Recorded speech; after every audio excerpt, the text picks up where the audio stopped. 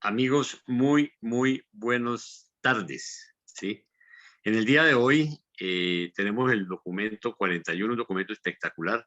Ese documento le correspondía a doña Florcilla, pero como corrimos la agenda por el tema del homenaje a Paulita, entonces hoy la voy a reemplazar, pero desafortunadamente, como por variar, en mi sector tenemos una falla de internet, entonces yo voy a entrar desde el teléfono y Carlos queda de host. Entonces, y como siempre, Claudio nos va a colaborar con la grabación, las grabaciones alternas, que siempre nos salvan cuando hay algún problema técnico.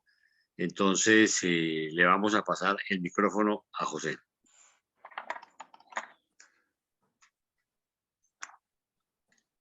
Gracias. Nos ponemos en manos del Padre, a quien le damos gracias por estar reunidos nuevamente en torno a la revelación. Le pedimos a nuestra Madre Divina que amplíe nuestra mente, nuestra percepción, nuestro discernimiento para comprender estas verdades reveladas. Le pedimos también a nuestro Padre por las personas que sufren, que están pasando dificultades, ya sea de salud o económicas, que encuentren alivio, que encuentren solución a sus problemas. Les pedimos por todos estos hermanos que están buscando y para que encuentren lo que buscan, que encuentren la verdad y, como sabemos, encontrar la verdad es encontrar a Dios, encontrar la paz de Dios, encontrar el amor de Dios. Bien, todo esto lo pedimos en nombre de Jesús, Cristo Miguel. Amén. Amén. Gracias. Gracias, Pepe. Bien, pues entonces vamos a dar comienzo.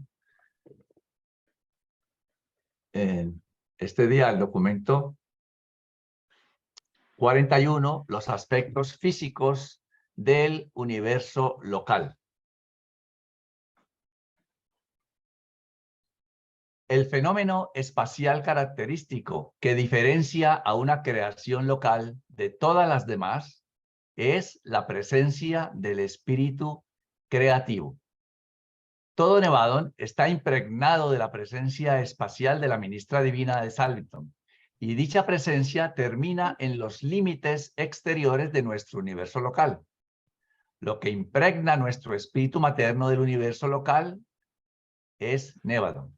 Lo que se extiende más allá de su presencia espacial está fuera de Nevadón, siendo estas las regiones espaciales extra Nevadón del superuniverso de Orbonton, otros universos locales. Es decir, que como que los límites de nuestro universo local los pone la ministra divina, su presencia.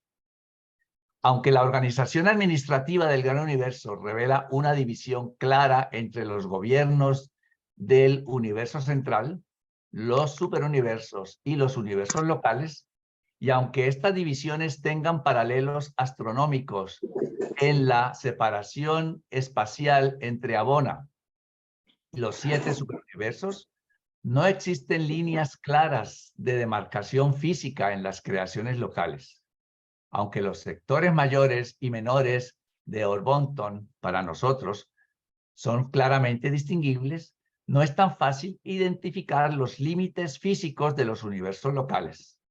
Esto se debe a que estas creaciones locales están organizadas en cuanto a su administración de acuerdo con ciertos principios creativos que gobiernan la segmentación de la carga total de energía de un superuniverso, mientras que sus componentes físicos, las esferas del espacio, los soles, las islas oscuras, los planetas, etc., se originan principalmente en las nebulosas, y estas hacen su aparición astronómica de acuerdo con ciertos planes precreativos trascendentales de los arquitectos del universo maestro. Una o más, aún muchas de estas nebulosas pueden estar comprendidas dentro del dominio de un universo local, así como Nevadón fue formado físicamente a partir de la progenie estelar y planetaria de Andrónover y de otras nebulosas. Las esferas de Nevadon son de ancestro nebular diverso, pero todas tuvieron cierta uniformidad mínima de movimiento espacial que fue ajustada de esta manera por los esfuerzos inteligentes de los directores del poder con el objeto de producir nuestra agregación presente de cuerpos espaciales que viajan juntos como unidad en las órbitas del superuniverso. Tal es la constitución de la nube estelar local de Nevadon, que hoy en día gira en una órbita cada vez más establecida alrededor del centro sagitario de ese sector menor en Orbonton, al cual pertenece nuestra creación local. Así que con este numeral se introduce al documento 41 sobre los aspectos físicos de nuestro universo local. Si hay algún comentario o alguna pregunta, pues entonces continuaríamos con José Illescas, que muy amablemente nos va a colaborar en este documento. Gracias, José, por eso. Y puedes continuar entonces con el numeral 1. Con mucho gusto. A ver, vamos a compartir el documento. Me avisan cuando esté listo, si está bien centrado y si el tamaño está bien. Vamos a ponerlo en grande.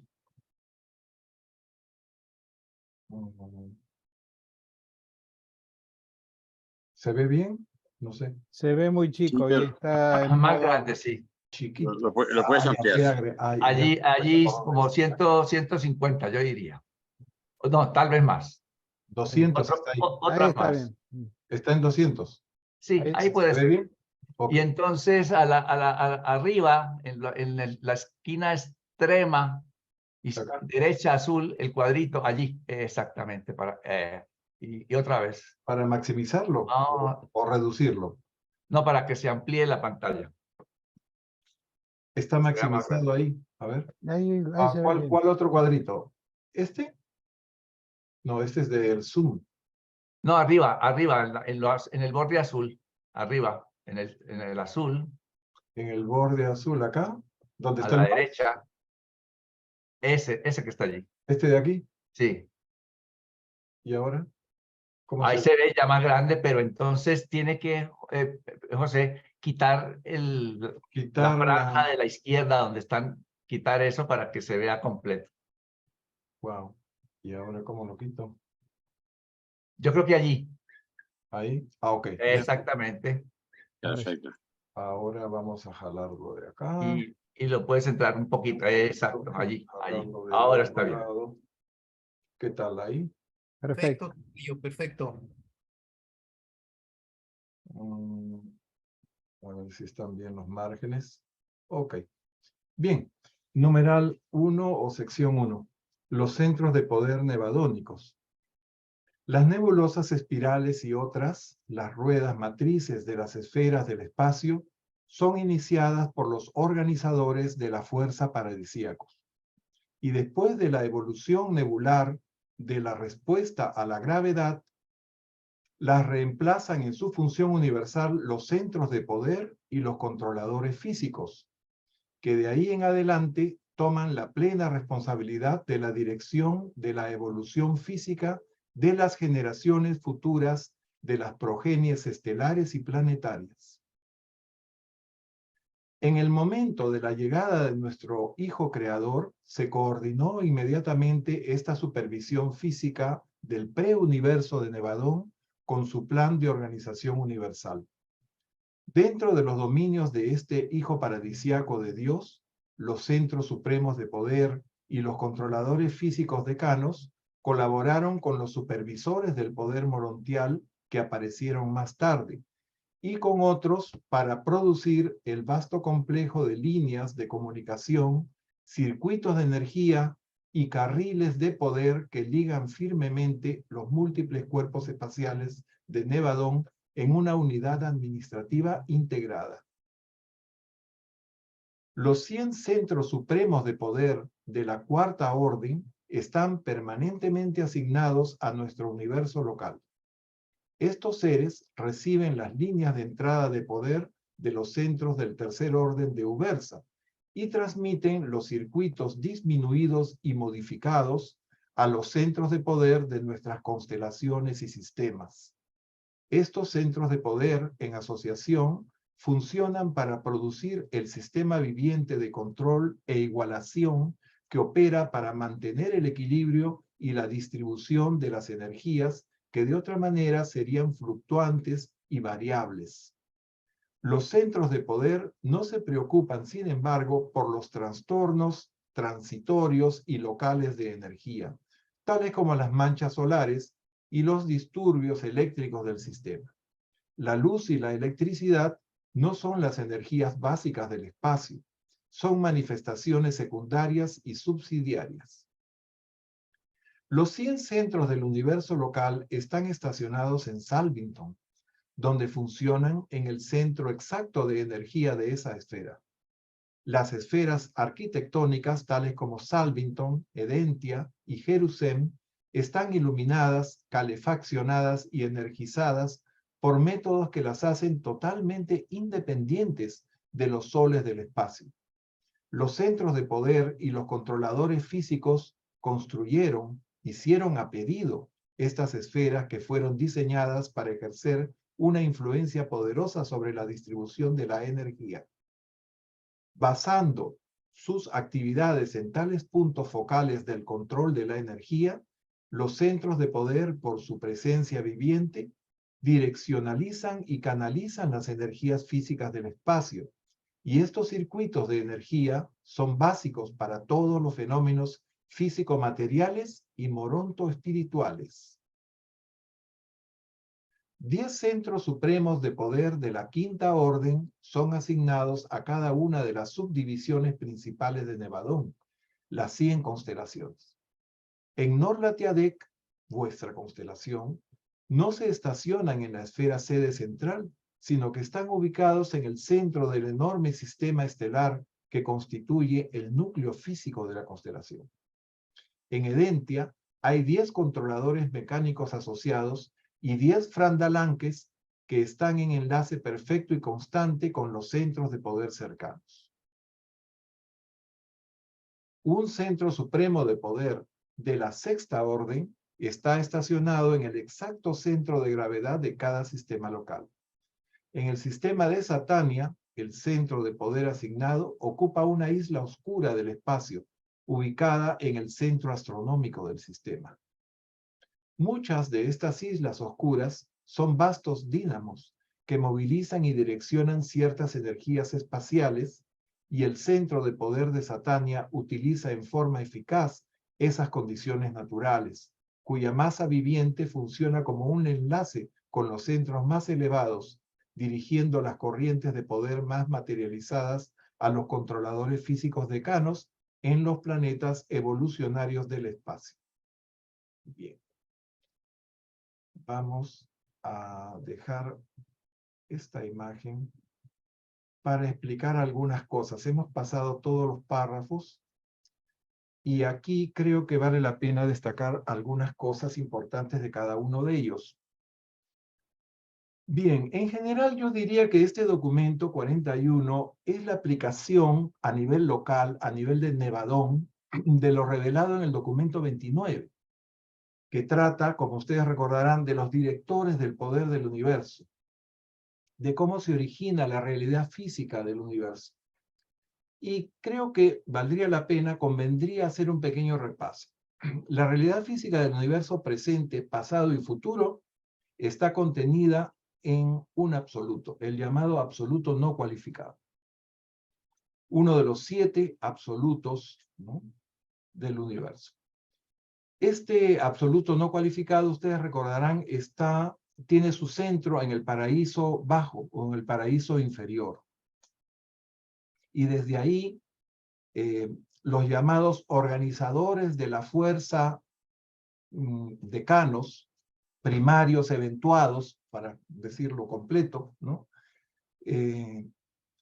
toman la fuerza de ese absoluto no cualificado, supervisados por los arquitectos del universo maestro, y manejan esta preenergía, hacen una transmutación de esa preenergía que no responde a la gravedad del paraíso, que está contenida en el absoluto no cualificado, y la transmutan a una energía llamada energía poderosa o energía primaria, la cual es capaz ya de ser atraída por la gravedad paradisíaca. Los primeros que intervienen son estos organizadores de la fuerza, decanos primarios, pero le siguen otros organizadores de la fuerza llamados asociados, que son los que completan todo el proceso de transmutación, y así queda conectado esa parte del espacio a la gravedad paradisíaca. Entonces, esto se llama la etapa secundaria de la energía poder, y que se llama también energía de gravedad. De esta manera se crean las nebulosas del espacio. Esos inmensos ciclones de energía, polvo cósmico, protoestrellas y galaxias en formación. Que vemos, por ejemplo, en esa imagen del Hubble, donde se ven los pilares de la creación, donde se están formando estrellas. Esa es una inmensa nebulosa en donde están naciendo las estrellas.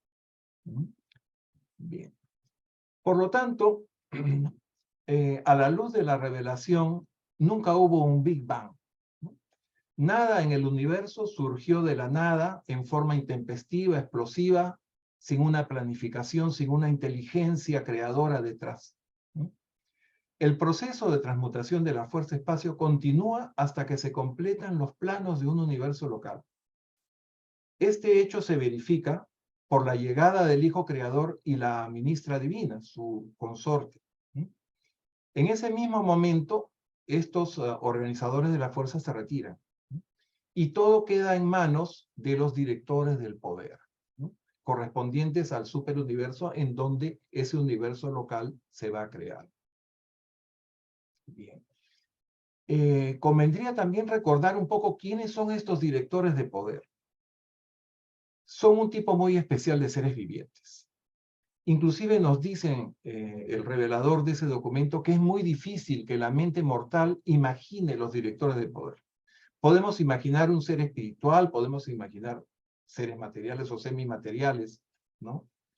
Pero de hecho, estos seres no se parecen ni a los ángeles ni a los demás espíritus. Son precisamente seres personales volitivos.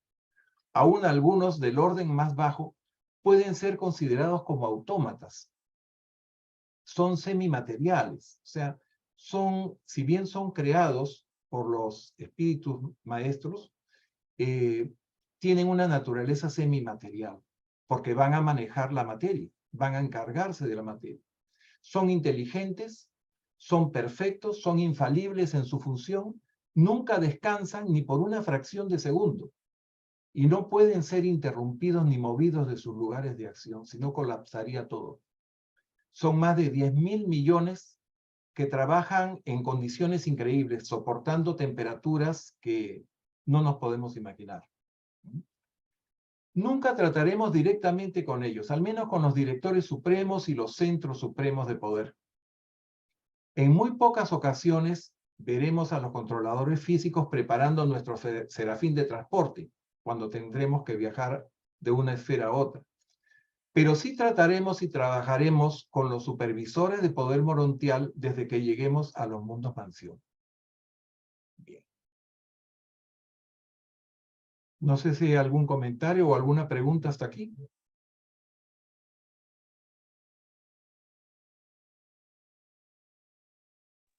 Si no, dejo de compartir. Pepe, una preguntita. Es sobre el numeral 41.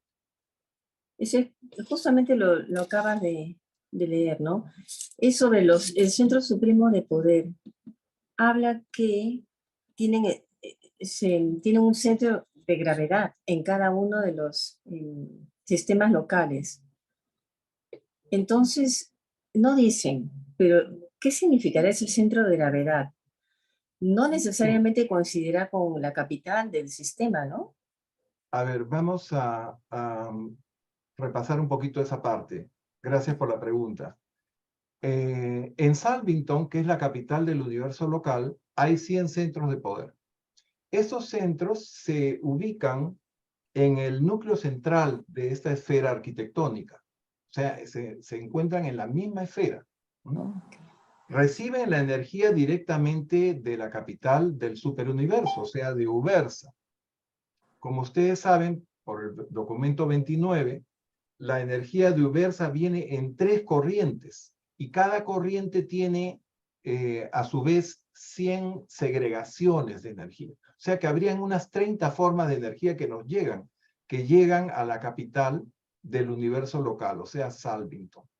Pero desde Salvington no salen esas 30 corrientes, ¿no?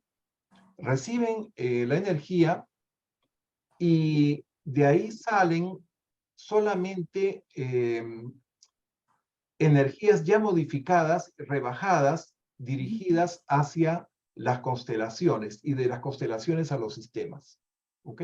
En donde hay otros centros de poder. Centros de poder no son precisamente lugares o centrales de concentración de poder, sino son seres vivientes que solo su presencia hace que se modifiquen estas energías y se canalicen o se distribuyan por canales especiales para cumplir una función especial. ¿No? Bien. Ahora, en cuanto a las constelaciones, sucede una variante. Los 10 centros que hay en cada constelación de Nevadón no se ubican precisamente en las esferas arquitectónicas. Por decir, en Norlatiadec, el centro de poder no está en Edentia.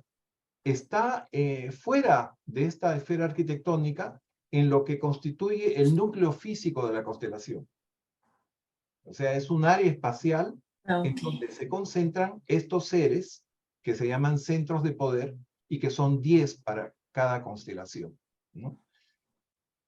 Esa es la diferencia. No están dentro de la esfera arquitectónica, sino fuera, en un centro, ¿no? En donde se puede controlar toda esta creación, esta constelación de sistemas, ¿no? Bien, entonces hay 10 controladores mecánicos, nos dicen 10 Frandalans, en fin. Los Frandalans, ustedes saben, son como medidores, ¿no? Y solamente los directores supremos o los organizadores de la fuerza pueden tomar las lecturas de esos Frandalans. Cualquiera no puede leer estos Frandalans, ¿no? O Chronoldex, que son una variante de los Frandalans que además, digamos, computarizan el tiempo, ¿no?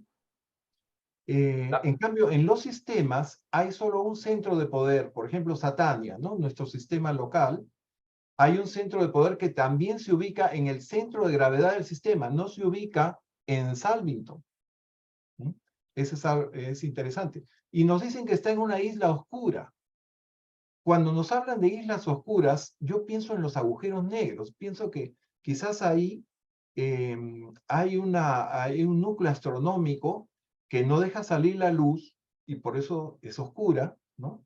Y estas son tan poderosos que pueden direccionar y movilizar las energías para dirigirlas, ¿no? Materializadas hacia los controladores físicos decanos o maestros en los planetas.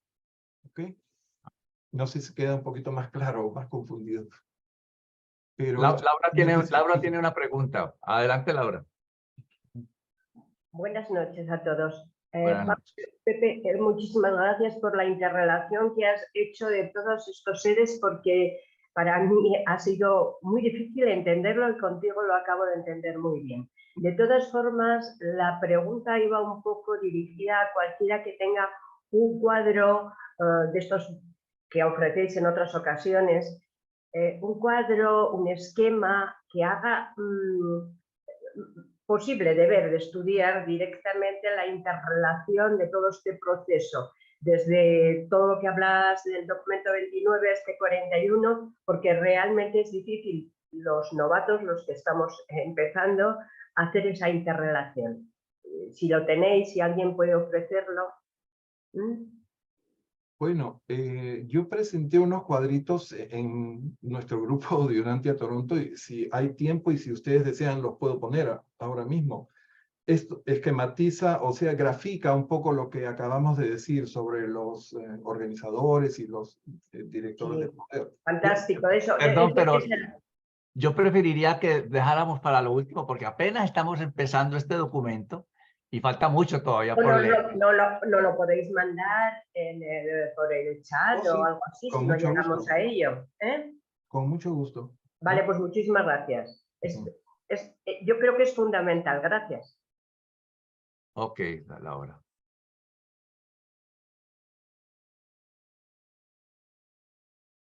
Dos. Los controladores físicos de Satania.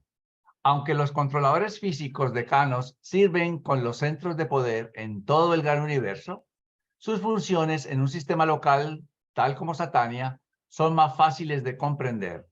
Satania es uno de los 100 sistemas locales que forman la organización administrativa de la constelación de Nor-Lathiadec, cuyos vecinos inmediatos, es decir, los sistemas vecinos nuestros, son los siguientes: Sanmatia, Asuntia, Porogia, Sortoria, Rantulia y Glantonia.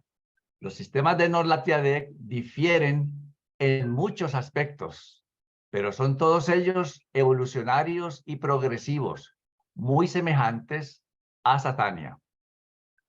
Satania misma se compone de más de 7.000 grupos astronómicos o sistemas físicos. Esto yo entiendo que son como si fueran los sistemas solares, muy pocos de los cuales tuvieron un origen similar al de vuestro sistema solar. El centro astronómico de Satania es una enorme isla oscura del espacio que con sus esferas conjuntas está situada no lejos de la sede central del gobierno del sistema. Una información interesante esa. Excepto por la presencia del centro de poder asignado, la supervisión del entero sistema de energía física de Satania está centrado en Jerusalén. Un controlador físico decano estacionado en esta esfera sede central funciona en coordinación con el centro de poder del sistema, sirviendo como jefe de enlace de los inspectores de poder estacionados en Jerusalén y funcionando a lo largo y a lo ancho del sistema local. El encircuitamiento y la canalización de la energía están supervisados por 500.000 manipuladores vivientes e inteligentes de la energía que se encuentran por todo Satania. A través de la acción de dichos controladores físicos, los centros de poder supervisores están en control completo y perfecto de la mayoría de las energías básicas del espacio, incluyendo las emanaciones de órbitas altamente recalentadas y de esferas oscuras cargadas de energía. Este grupo de entidades vivas puede movilizar, transformar, transmutar, manipular y transmitir casi todas las energías físicas del espacio organizado. La vida tiene capacidad inherente para la movilización y transmutación de la energía universal. Vosotros estáis familiarizados con la acción de la vida vegetal en la transformación de la energía material de la luz en manifestaciones variadas del reino vegetal.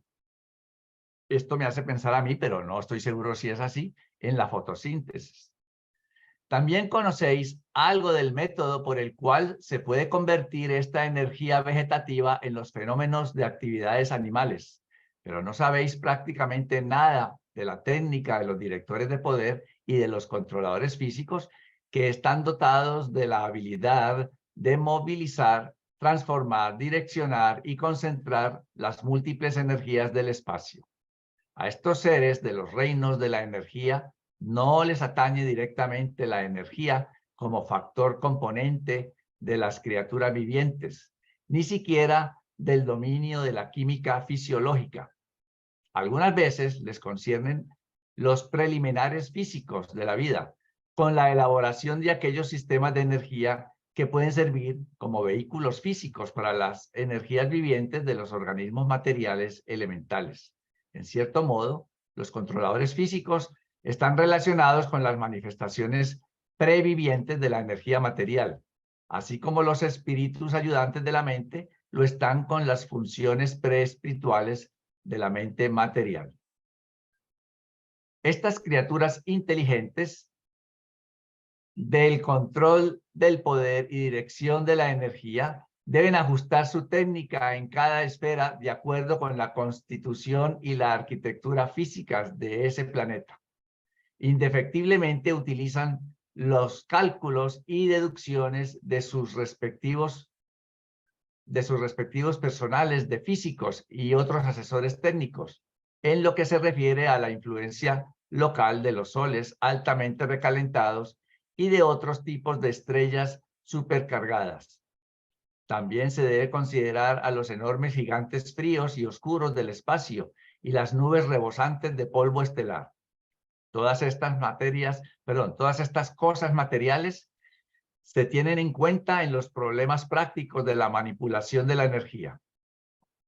La supervisión de la energía de poder en los mundos habitados, evolucionarios, es responsabilidad de los controladores físicos decanos, pero estos seres no son responsables de todos los trastornos energéticos en Urantia.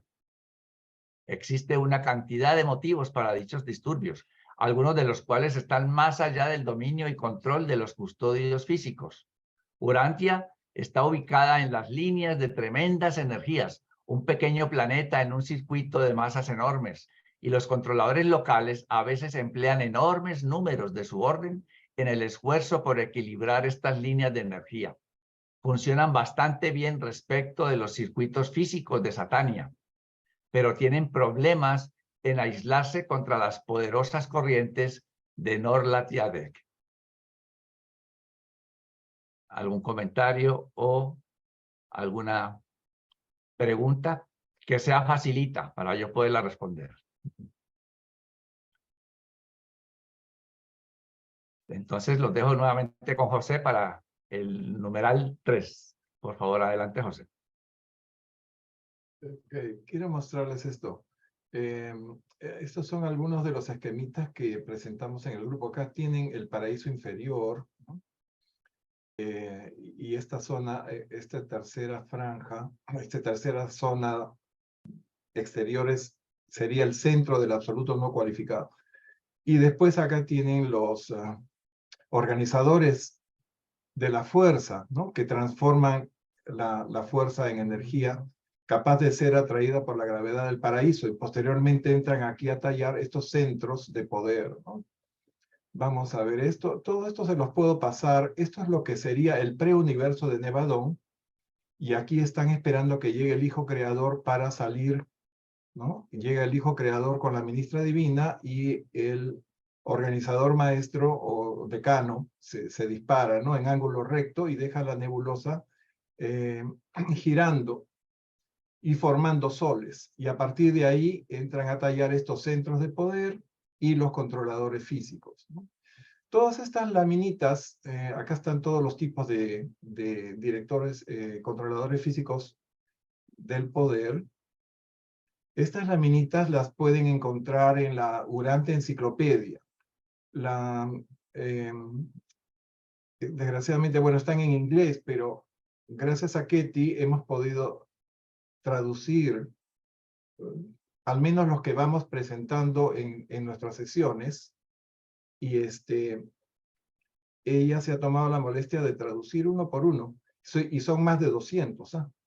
Son muy lindos, y bueno, se los voy a mandar con estas imágenes para que se ilustre un poco lo que acabo de decir, solo con palabras. Esto ya lo leyó Carlos, me voy al número 3. Ok, tercera sección. Nuestros asociados estelares. Hay más de 2000 soles brillantes que arrojan luz y energía en Satán. Y vuestro sol es un llameante globo normal. De los 30 soles más cercanos al vuestro, solo 3 son más brillantes que el sol. Los directores del poder universal inician las corrientes especializadas de energía que funcionan entre cada estrella y sus respectivos sistemas. Estos hornos solares, juntamente con los gigantes oscuros del espacio, sirven a los centros de fuerza y a los controladores físicos como estaciones de paso para la concentración y direccionalización eficaz de los circuitos de energía de las creaciones materiales. Los soles de Nevadón no son distintos de los de otros universos. La composición material de todos los soles, islas oscuras, planetas y satélites, aún los meteoros, es muy idéntica. Estos soles tienen un diámetro medio de alrededor de 1.700.000 kilómetros, siendo el de vuestro propio globo solar ligeramente más corto. La estrella más grande del universo, la nube de Antares, estelar de Antares, tiene un diámetro 450 veces mayor que el de vuestro Sol, y su volumen es 60 millones de veces mayor. Pero hay abundante espacio para albergar a todos estos enormes soles. Tienen tanto espacio comparativamente como el que tendría una docena de naranjas circulando a través del interior de Urantia si el planeta fuera un globo vacío. ¿Se dan cuenta de la proporción? Cuando una rueda matriz nebular arroja soles demasiado grandes, estos pronto se deshacen o forman estrellas dobles. Todos los soles son en un principio auténticamente gaseosos, aunque más tarde pueden existir transitoriamente en estado semilíquido. Cuando vuestro Sol alcanzó este estado casi líquido, de presión de supergas, no era lo suficientemente grande para partirse en forma ecuatorial, siendo este un tipo de formación de estrellas dobles. Cuando son menos de 1/10 del tamaño de vuestro Sol, estas esferas llameantes se contraen y se condensan y se enfrían rápidamente. Cuando son más de 30 veces su tamaño, más bien 30 veces el contenido bruto de materia real, los soles se dividen rápidamente en dos cuerpos separados, volviéndose centros de nuevos sistemas o bien permaneciendo cada uno dentro de la atracción de gravedad del otro y girando alrededor de un centro común, como un tipo de estrella doble. La más reciente de las erupciones cósmicas principales en Ormontón fue la extraordinaria explosión estelar doble, la luz de la cual llegó a Urantia en el año 1572. Esta conflagración fue tan intensa que la explosión fue claramente visible a la luz del día. Están hablando de la supernova Tycho, ¿no?, que fue vista en el año 1572, que la observó el astrónomo danés Tycho Brahe. Seguimos. No todas las estrellas son sólidas, pero muchas de las más antiguas lo son. Algunas de las estrellas rojizas que brillan ligeramente han adquirido una densidad en el centro de sus enormes masas que podría ser expresada diciendo que 1 centímetro cúbico de dicha estrella, si estuviera en Urantia, pesaría 176 kilos. Solo 1 centímetro cúbico. La enorme presión acompañada por pérdida de calor y de energía circulante ha dado como resultado un acercamiento cada vez mayor de las órbitas de las unidades materiales básicas, que ahora están muy cerca de un estado de condensación electrónica. Este proceso de enfriamiento y contracción puede continuar hasta el punto limitante y crítico de explosión de condensación ultimatónica. La mayor parte de los soles gigantes son relativamente jóvenes. La mayoría de las estrellas enanas, aunque no todas, son antiguas. Las estrellas enanas de choque pueden ser muy jóvenes y pueden brillar con una intensa luz blanca, sin haber pasado por una etapa roja inicial de brillo juvenil. Generalmente, tanto los soles muy jóvenes como los muy viejos brillan con un brillo rojizo. El brillo amarillento indica juventud moderada o ancianidad próxima, pero la luz blanca brillante significa vida adulta, robusta y prolongada. Como ustedes saben, nuestro sol es amarillo. Aunque los soles adolescentes no pasan por una etapa de pulsación, por lo menos no visiblemente, al mirar al espacio tal vez podáis observar muchas de estas estrellas más jóvenes, cuyas gigantescas olas respiratorias requieren de 2 a 7 días para completar un ciclo. Vuestro propio Sol aún lleva una herencia en disminución de las poderosas exhalaciones de sus días más jóvenes, pero el ritmo se ha prolongado. De las pulsaciones de 3 días y medio a ciclos de manchas solares de 11 años y medio cada uno. Las variables estelares tienen numerosos orígenes. Algunas estrellas dobles, las mareas causadas por las distancias en rápido cambio a medida que los dos cuerpos giran alrededor de sus órbitas, también ocasionan fluctuaciones periódicas de la luz. Estas variaciones de la gravedad producen fulgores regulares y recurrentes, del mismo modo que la captación de los meteoros por acrecentamiento de material de energía en la superficie daría como resultado un fulgor de luz comparativamente repentino que velozmente volvería al brillo normal de ese sol. A veces, un sol capta una corriente de meteoros en una línea de oposición disminuida a la gravedad, y ocasionalmente los choques producen estallidos estelares, pero la mayoría de dichos fenómenos se debe totalmente a las fluctuaciones internas. En un grupo de estrellas variables, el periodo de la fluctuación de la luz es directamente dependiente de la luminosidad, y el conocimiento de este hecho permite a los astrónomos utilizar dichos soles como faros universales o puntos de medición precisa para una exploración ulterior de grupos distantes de estrellas. Mediante esta técnica es posible medir las distancias estelares más precisamente, hasta más de 1 millón de años luz.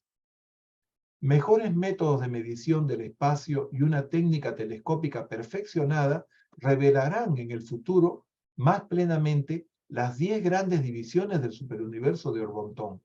Vosotros reconoceréis por lo menos 8 de estos inmensos sectores como grupos estelares enormes y relativamente simétricos. Ok. Muy bien, nos han dicho muchísimas cosas. Vamos a tratar de desmenuzar un poco o de resaltar algunos puntos importantes acá. Esta sección que habla de nuestros asociados estelares. Nuestro sistema Satania, hay más de 2000 soles brillantes y el Sol es de magnitud promedio. Y solo 3 de los 30 más cercanos a nuestro Sol son estrellas más brillantes. Bien. Los llamados hornos solares, junto con los cuerpos oscuros del espacio, constituyen centros de paso para la concentración y direccionalización de los circuitos de energía a los mundos, o sea, a los planetas. Todos los astros, los soles, las islas oscuras, los planetas, los satélites y meteoros, son materialmente idénticos, o sea, tienen la misma composición de elementos químicos. El diámetro promedio de un sol es de 1.700.000 kilómetros. Y en nuestro sol es algo menor que eso, que el promedio. Y Antares, como nos han mencionado, es 400 veces más grande que el Sol. La estrella Antares. Me parece que está en la constelación de...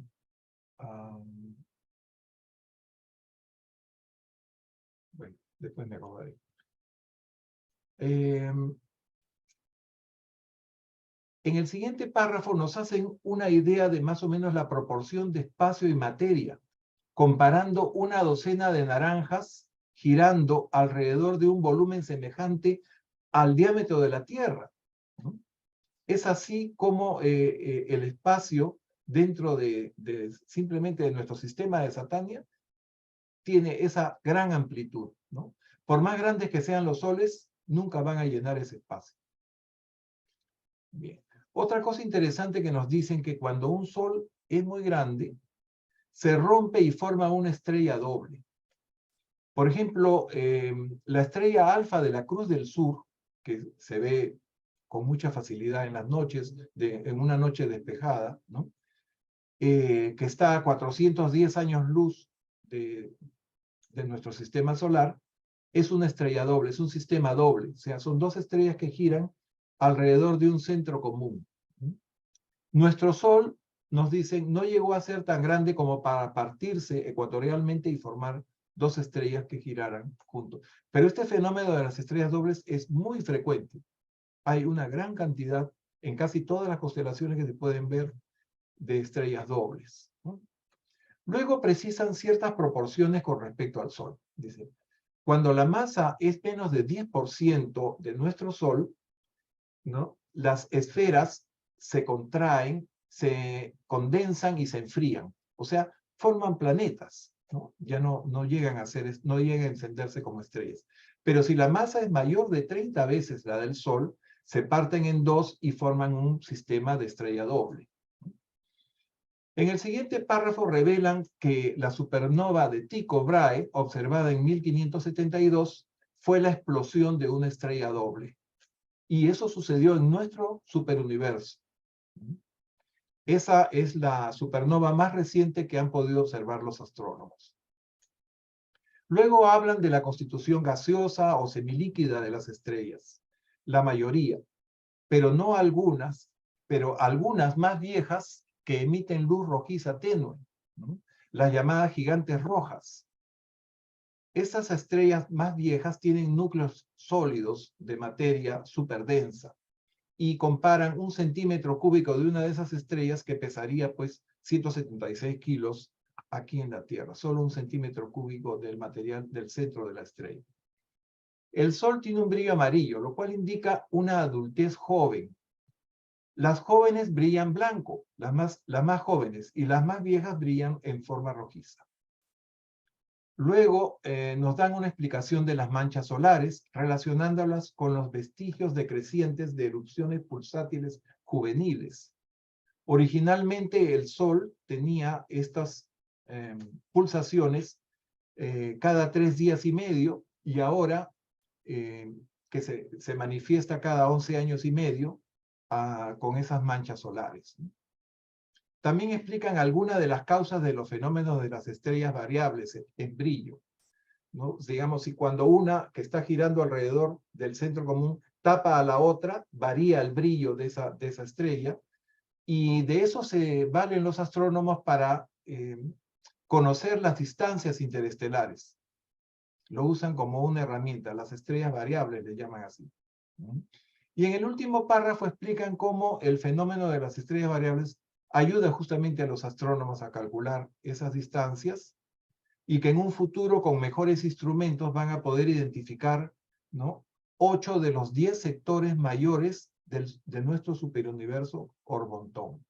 Eso gracias a la ubicación en que tenemos, ¿no? El universo de Nevadón está en un extremo de Orbontón, en una de las ramas periféricas, por eso podemos ver también hacia el primer nivel del espacio exterior, en donde se veían esos pilares de la creación donde están formándose las estrellas. Bien, dejo de compartir, continúa, creo que le toca a, sí, Jaime. Jaime. Pero hay una pregunta de Henry. Adelante, Henry. Muchísimas gracias. Buenas noches. Buenas noches. A mí me llama poderosamente la atención la última parte donde hablan que los seres humanos, nosotros vamos a descubrir varias cosas, y es interesante descubrir, o mejor, anotar que el año pasado se hizo el lanzamiento de un nuevo telescopio. Salió el que estaba, que era el Hubble, si mal no estoy, y entró el James. James Webb. Sí, yo no sé si ese nuevo aparato ha descubierto cosas que han revelado, o que está revelado en el libro de Urantia. Si se le ha hecho de repente algún seguimiento a ese tema, comparar si ha pasado algo con ese nuevo microscopio bueno, no es un microscopio, tiene nada, telescopio, perdón. Bueno, lo que les puedo decir acerca del telescopio James Webb, ¿no?, que se lanzó justamente en diciembre del año pasado, es que es súper poderoso y que si bien el Hubble tenía un gran espejo, ¿no?, son telescopios del tipo reflector, ¿no?, o sea, que reciben luz y tienen espejos. Este Hubble tiene una composición como panal de abeja, ¿no?, de 9 espejos que hacen que la potencia sea como 100 veces mayor que la del Hubble. Pero lo más interesante del nuevo telescopio es que trabaja en la banda del infrarrojo. ¿Esto qué quiere decir? Que si, por ejemplo, nosotros vemos la Vía Láctea, o una rama de la Vía Láctea, en donde se ve un polvo oscuro que tapa las estrellas que hay detrás, a través de este instrumento sí se puede ver las estrellas que están detrás de ese polvo oscuro, porque la radiación infrarroja las permite ver. Y lo mismo, como casi todos los superuniversos están en un plano, ¿no? O sea, son muy anchos, tienen poco alto y todas las estrellas están concentradas aquí, ¿no? O sea que es difícil de ver, si uno está en el mismo plano, es difícil de ver los sectores mayores, por ejemplo, del superuniverso. Pero a través de este instrumento y otros que vendrán después, sí, que trabajan en la banda infrarroja, sí se van a poder identificar estos grupos más o menos simétricos, ¿no? Que corresponden a los sectores mayores del superuniverso. Nos dicen que vamos a poder ser capaces de ver 8 de los 10 sectores mayores del universo. Pero todavía ni uno. No, Esta tecnología, pero es tan recién. sí, hay mucha esperanza de que con este nuevo telescopio se confirmen muchas cosas que en el libro Durantia se han dicho, sí, en los próximos años. Yo lo creo así. Bien, vamos a continuar entonces. Jaime, por favor, con el siguiente, el numeral 4. Ok. ¿Me escuchan bien ahí? Sí, Jaime, sí. Ok. Entonces tenemos cuarto, la densidad de los soles. La masa de vuestro Sol es ligeramente mayor que la estimación de vuestros físicos, quienes la han calculado en alrededor de 1.800 cuatrillones, 1.8 por 10 a la 27 de toneladas. Ahora se encuentra más o menos a medio camino entre las estrellas de mayor densidad y las más difusas, teniendo alrededor de 1,5 veces la densidad del agua. Pero vuestro Sol no es ni líquido ni sólido, es gaseoso. Y esto es verdad a pesar de la dificultad de explicar cómo la materia gaseosa puede alcanzar esa densidad y aún densidades mucho mayores.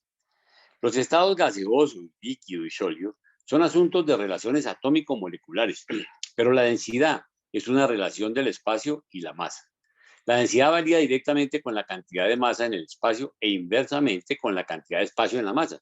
El espacio entre los núcleos centrales de materia y las partículas que giran alrededor de estos centros, así como también el espacio dentro de estas partículas materiales, Las estrellas que se están enfriando pueden ser físicamente gaseosas, tremendamente densas al mismo tiempo. Vosotros no estáis familiarizados con los supergases solares, pero estas y otras formas poco comunes de la materia explican cómo aún los soles no sólidos pueden alcanzar una densidad igual al hierro, aproximadamente la misma que Urantia, y sin embargo, estar en un estado gaseoso altamente recalentado y continuar funcionando como soles. Los átomos de estos supergases densos son excepcionalmente pequeños, contienen pocos electrones. Dichos soles también han perdido en gran parte sus ultimatones libres de almacenamiento de energía. Recordemos que el ultimatón es supuestamente la partícula más pequeña que existe, ¿sí? Se dice que un electrón tiene 100 ultimatones. Eso todavía no ha sido descubierto por nuestros científicos. Uno de los soles cercanos a vosotros, que comenzó la vida aproximadamente con la misma masa que el vuestro, se ha contraído actualmente a un tamaño como el de Urantia, habiéndose vuelto 40.000 veces más denso que vuestro Sol. El peso de este sólido gaseoso, caliente, frío, es aproximadamente de 55 kilogramos por centímetro cúbico, y aún este Sol brilla con un brillo leve rojizo, el resplandor senil de un moribundo monarca de la Venus. La mayoría de estos soles, sin embargo, no son tan densos. Uno de vuestros vecinos más cercanos tiene una densidad exactamente igual a la de vuestra atmósfera a nivel del mar. Si estuvieras en el interior de este Sol, ojo, no podrías discernir nada. Y si lo permitiese la temperatura, podrías penetrar la mayoría de los soles que destellan en el cielo nocturno y no observarías más que materia, no observarías más materia que la que puedes percibir en el aire, en una sala de vuestras casas terrestres. Miren ustedes, ya nada, ¿sí? El masivo Sol de Veluntia, uno de los más grandes en Orfotón, tiene una densidad que tan solo es una milésima parte de la atmósfera de Urantia. Si su composición fuese similar a la de vuestra atmósfera y no estuviese supercalentada, sería tan vacío que los seres humanos se sofocarían rápidamente si estuviesen en él o dentro de él. Otro de los gigantes de Orfotón ahora tiene una temperatura en la superficie de aproximadamente 1.600 grados centígrados, ¿sí? Su diámetro es de más de 480 millones de kilómetros. amplio lugar para acomodar vuestro Sol y la órbita actual de la Tierra. Y sin embargo, a pesar de su enorme tamaño, más de 40, ojo eso, más de 40 millones de veces el de vuestro Sol, su masa es tan solo 30 veces mayor. Estos enormes soles tienen un reborde de exceso que alcanza casi del uno al otro. Inquietudes. Afortunadamente, Pepe, en el numeral anterior, yo pienso que aclaró mucho este tema, ¿no? Pero aquí estamos viendo simplemente una definición de algo que no somos conscientes, ¿sí? Nosotros creemos que el Sol es como un planeta común y corriente, o sea, que es como una piedra, y resulta que el Sol es gaseoso. De hecho, las radiaciones que estamos viendo ahorita, que ustedes han visto, son radiaciones que, como lo anotaba José, vienen a través de otros soles, son transmitidos de sol en sol, y nos van llegando esa energía a nosotros. Entonces, es muy interesante tener esa concepción de que es un estado gaseoso, ¿sí? Y los pesos. Y yo quiero llamar su atención sobre algo que me parece muy interesante, y es que así como se habla de los ultimatones, que es una partícula desconocida para nosotros, si nosotros cogiéramos los átomos dentro del espacio interatómico, o sea, dentro de un átomo, la diferencia entre las diferentes partículas que componen un átomo, hay tal distancia, si nosotros pudiéramos ver, que es equivalente a otro universo, que parece que es a nivel micro. Entonces es muy interesante que nosotros tengamos esas perspectivas, porque fíjense que aquí nos dice que incluso si estuviéramos dentro del Sol, si pudiéramos estar, no veríamos nada. Veríamos tanto como vemos el aire en la sala de nuestra casa. Entonces, fíjense que empieza a replantearnos los conceptos, digamos, que tradicionalmente la ciencia nos ha enseñado. ¿Alguna inquietud?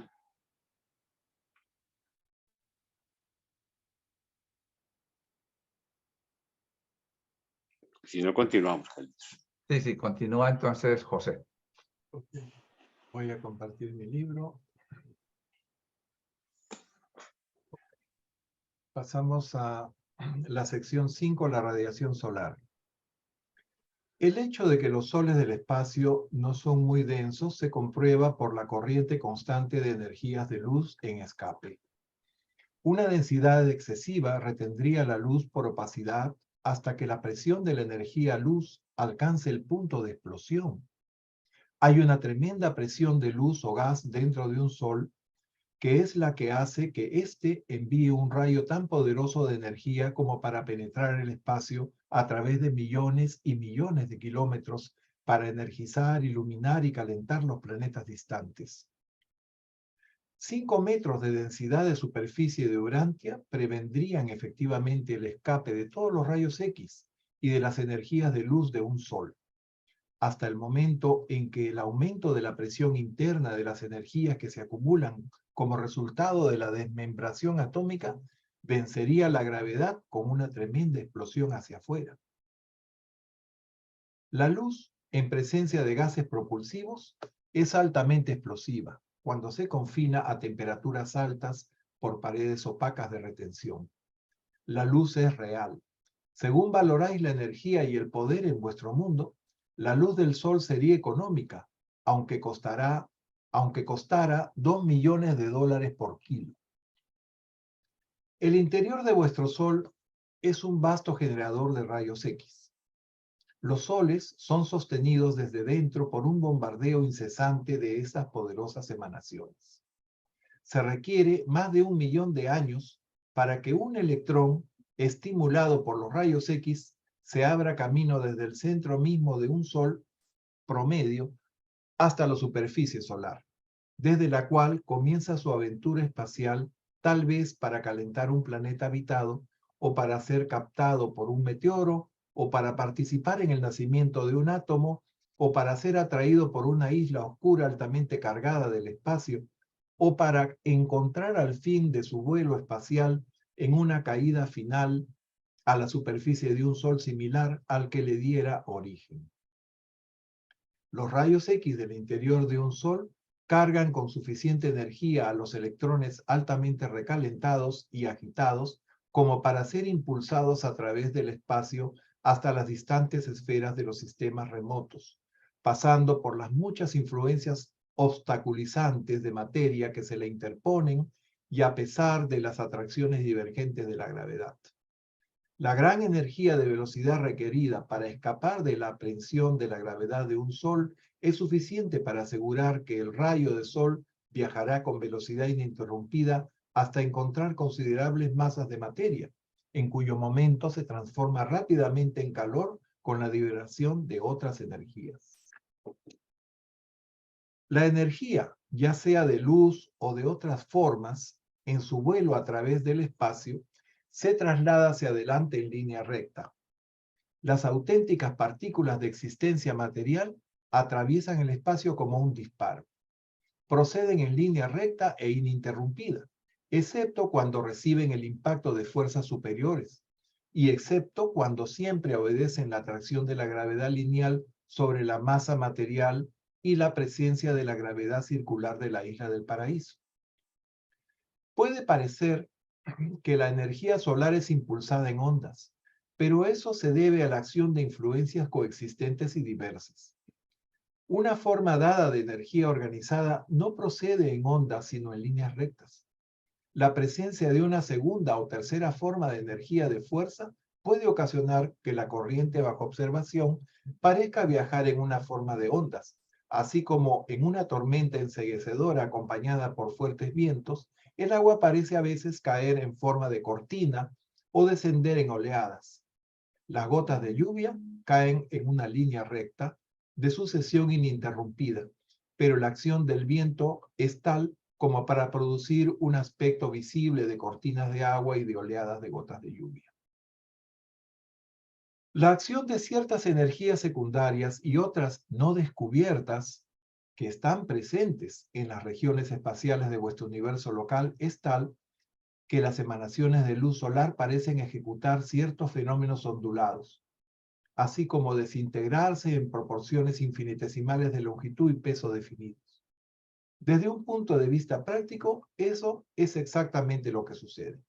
Difícilmente podéis esperar llegar a una mejor comprensión de la conducta de la luz hasta el momento en que adquiráis un concepto más claro de la interacción e interrelación de las varias fuerzas espaciales y energías solares que operan en las regiones del espacio de Nevadón.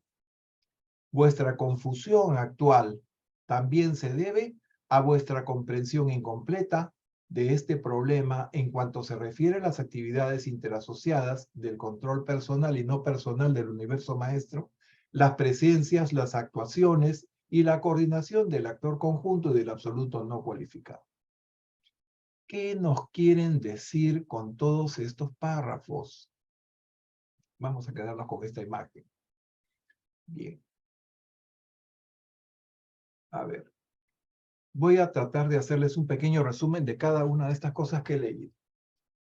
Bien, en primer lugar nos dicen que la luz solar, la radiación solar se debe a que los soles son semigaseosos. Si las estrellas fueran sólidas, no permitirían que escapara la luz de ellas. Gracias a este estado gaseoso o semilíquido o semigaseoso de los soles es que la luz puede salir y puede recorrer grandes distancias y calentar los astros que circundan esta estrella, iluminar los planetas. Bien. Y nos dan una comparación, nos dicen que si en la superficie del Sol, ¿no? En solo 5 metros cuadrados de la superficie del Sol, si ese espacio tuviera la densidad de nuestro planeta, la densidad de Urantia, bastaría eso para impedir el escape de todos los rayos X y las energías luz. Pero además nos dicen otro fenómeno interesante que pasaría. Al estar la luz atrapada, ¿no?, bajo presión por esa gran masa gravitatoria del Sol, ¿no?, y en presencia de ciertos gases, ¿no?, combustibles, provocan una inmensa explosión. Esto significa que la luz retenida en presencia de gases propulsores puede hacerse altamente explosiva. Este es un fenómeno físico muy interesante que está revelado en este documento. A continuación nos dicen que la luz es una realidad y que si tuviéramos que pagar por la luz solar, el costo de la luz eléctrica, si tuviéramos que pagar la luz solar al costo de lo que pagamos por la luz eléctrica, ¿no? Costaría $1 millón por cada pound, dicen. En el libro en inglés no dicen por cada libra, ¿no? Ustedes saben, la palabra pound no necesariamente significa libra, sino también significa golpe fuerte y repetido, ¿no? O también podríamos decir por cada emanación de luz del sol, por cada pálpito de luz o golpe de luz, podríamos traducirlo de esa forma, no como una libra, porque la luz solar no se puede pesar en kilos ni en libras, ¿no? Entonces, cada golpe de luz, cada rayo de luz que nos viene del sol costaría por lo menos $1 millón. Bien, eso es lo que nos regala la naturaleza, lo que nos regala Dios. Bien, el sol es un inmenso generador de rayos X. Los rayos X se usan en medicina para ver los huesos, ¿no? Y se generan cuando un flujo de electrones impacta sobre un elemento pesado, ¿no?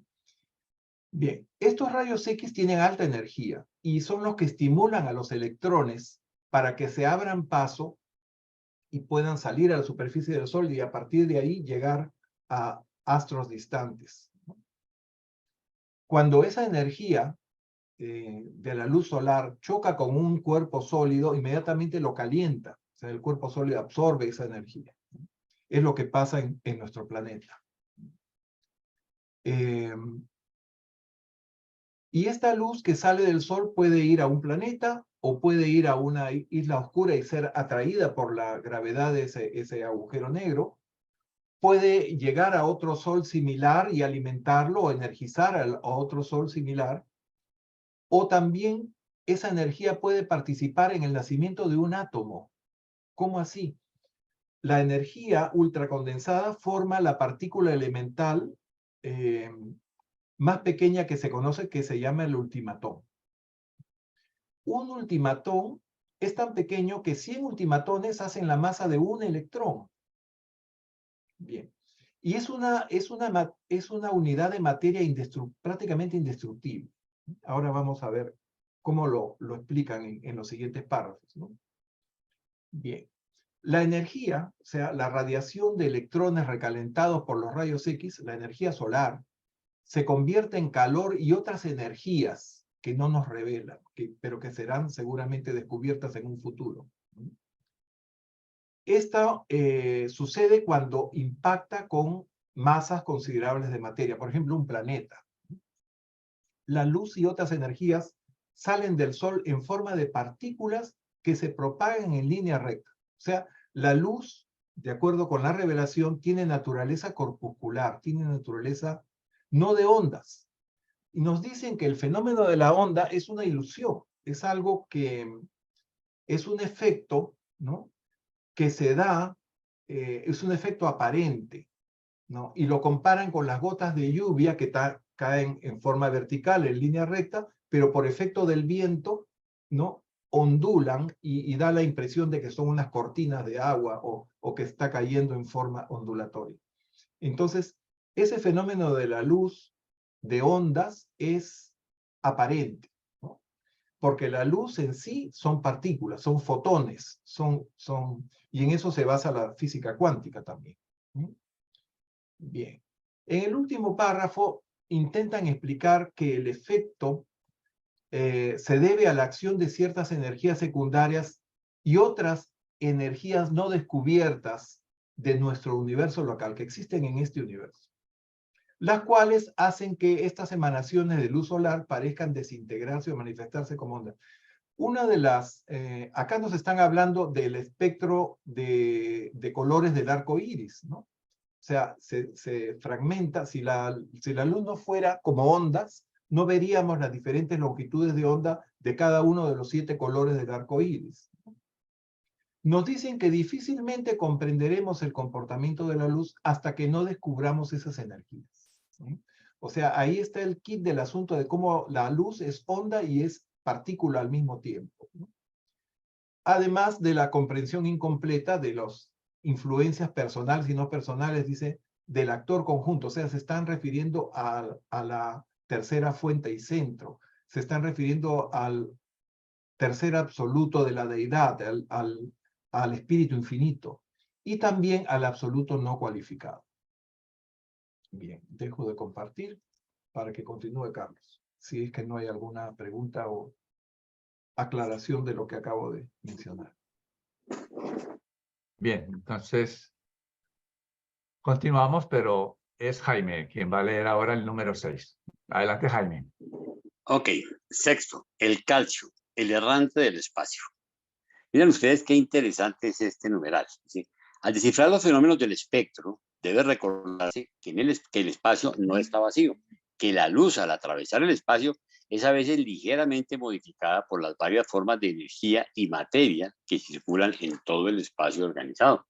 Algunas de las líneas que indican materia desconocida que aparecen en el espectro de vuestro Sol se deben a las modificaciones de elementos bien conocidos que están flotando por todo el espacio en forma desintegrada, las víctimas atómicas de los feroces encuentros de las batallas elementales solares. El espacio está lleno de esos escombros errantes, especialmente de sodio y calcio. El calcio es, de hecho, el elemento principal de la permeación material del espacio en todo el frontón. Todo vuestro superuniverso está lleno de piedra altamente pulverizada. La piedra es literalmente la materia básica de construcción de los planetas y las esferas del espacio. La nube cósmica, el gran manto espacial, consiste en su mayor parte en átomos modificados de calcio. El átomo de piedra es uno de los más comunes y persistentes de los elementos. No solamente tolera la ionización solar, la división, sino que persiste en una identidad asociativa aún después de haber sido azotado por los destructivos rayos X y destrozado por las elevadas temperaturas solares. El calcio posee una individualidad y una longevidad que superan todas las formas más comunes de la materia. Tal como lo han sospechado vuestros físicos, estos restos mutilados del calcio solar ligeramente cabalgan en los rayos de luz por diversas distancias y de esta manera se facilita enormemente su amplia diseminación por todo el espacio. El átomo de sodio, bajo ciertas modificaciones, también es capaz de locomoción en la luz y en la energía. El logro del calcio es aún más notable, puesto que este elemento tiene una masa que es casi el doble que la del sodio. La permeación local del espacio por parte del calcio se debe al hecho de que escapa de la fotosfera solar en forma modificada, cabalgando ligeramente los rayos del sol salientes. De todos los elementos solares, el calcio, a pesar de su masa comparativa, pues contiene 20 electrones giratorios. Es el más triunfador en escapar del interior solar hacia los reinos del espacio. Eso explica por qué existe una capa de calcio, una superficie de piedra gaseosa en el Sol de un espesor de casi 10.000 kilómetros. Y esto a pesar del hecho de que 19 elementos más livianos y numerosos otros más pesados están por debajo de esta capa. El calcio es un elemento activo y versátil en las temperaturas solares. El átomo de piedra tiene 2 electrones ágiles y ligeramente ligados en 2 circuitos electrónicos exteriores que están muy cerca el uno del otro. Prontamente, en la lucha atómica, pierde su electrón exterior. En este momento, realiza una acción malabarista magistral con el electrón número 19, de aquí para allá entre circuito 19 y circuito 20 de la revolución electrónica. Al empujar de aquí allá el electrón 19 su propia órbita y la de su compañero perdido, oigan esto, más de 25.000 veces por segundo, un átomo de piedra mutilado consigue vencer parcialmente la gravedad y por lo tanto cabalgar con éxito sobre los rayos emergentes de luz y energía, los rayos del sol hacia la libertad y la aventura.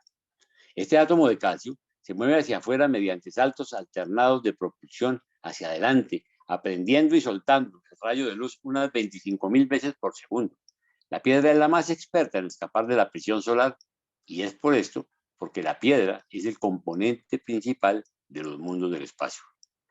La agilidad de este acrobático electrón de calcio se refleja en el hecho de que cuando es arrojado por las fuerzas solares de temperatura y de los rayos X al círculo de la órbita más alta, tan solo permanece en esa órbita por 1/millonésimo de segundo. Oigan esto, 1/millonésimo de segundo. Pero antes de que el poder de la gravedad eléctrica del núcleo atómico lo atraiga de vuelta a su vieja órbita, es capaz de completar 1.000.000 de revoluciones alrededor del centro atómico. Vuestro Sol ha perdido una cantidad enorme de calcio. Habiendo perdido cantidades enormes durante los tiempos de sus erupciones convulsivas en relación con la formación del sistema solar, mucho del calcio solar está ahora en la superficie más exterior del Sol. Debe recordarse que los análisis del espectro muestran que tan solo las composiciones de la superficie del Sol, por ejemplo, los espectros solares, ¿sí?, exhiben muchas líneas de hierro, pero el hierro no es el elemento principal del Sol. Este fenómeno se debe casi totalmente a la temperatura actual de la superficie del Sol, que es un poco menos de 3.300 grados centígrados. Y que todo el mundo pensaba que es mucho más caliente, y no es así, ¿sí?, siendo esta temperatura muy favorable al registro del espectro del hierro. Preguntas. Un comentario. En esta sección explican cómo la roca de los planetas nos viene del Sol. Correcto. Los planetas sólidos que tienen corteza, la corteza terrestre, que son básicamente silicatos de calcio y magnesio y estroncio, bario y radio, se ha formado gracias a los rayos solares que han traído los átomos de calcio desde el Sol. Es muy interesante eso. Y también el sodio. Ustedes saben que la vida en el planeta está en base al cloruro de sodio, ¿no? El calcio y el sodio vienen con los rayos solares y vienen cabalgando en una forma muy interesante, ¿no? Porque como el calcio tiene valencia 2, ¿no? O sea, quiere decir que tiene 2 electrones en la capa más exterior, ¿no? Y uno salta a una capa interna, deja un espacio, se hace una energía y va saltando, va como cabalgando en el rayo de luz que ya llegó, porque la luz va a la velocidad de la luz, pero el calcio va un poco más lento, pero va cabalgando encima de ese rayo de luz. Eso es fascinante, ¿no? Ese fenómeno, cómo llega el calcio y cómo llega el sodio. El calcio que tiene un peso atómico de 40 y el sodio 23, ¿no? Que es casi la mitad. Ajá. ¿Algún otro comentario? Si no, pasamos al numeral que me toca, el 5. Sí, si no seguirías de José, sí. El 7, numeral 7. El 7, Pues, el último. Bueno, ahí voy. siga, José, sí. Ok. 7. Las fuentes de energía solar. La temperatura interior de muchos soles, aún el vuestro, es mucho más alta de lo que se cree comúnmente. En el interior de un sol prácticamente no existen átomos enteros. Están todos más o menos desintegrados por el bombardeo intenso de los rayos X, que es característico a tales temperaturas elevadas.